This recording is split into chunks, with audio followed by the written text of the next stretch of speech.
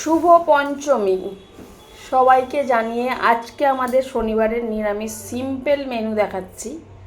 আজকে এত কাজ, আর দ্বিতীয়ত আমার খুব শরীরটা খারাপ লাগছে আজকেই। চলো দেখে নেওয়া যাক আমাদের কী রান্না হয়েছে। ভাত, কুমড়ো ভাতে, এটা মাখা হবে।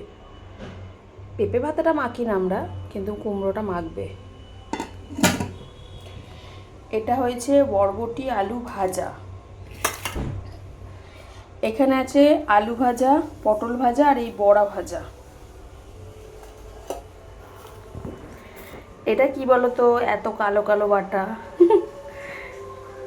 গাঁদাল পাতা বাটা। এটা সবাই এক্ষুনি ওক তুলবে না, যা গন্ধ। কিন্তু না, আমি যেভাবে আমরা করেছি সেইভাবে তোমরা একবার ট্রাই করে দেখতে পারো, খুব ভালো। পেটের পক্ষে তো ভালো, সবাই জানে।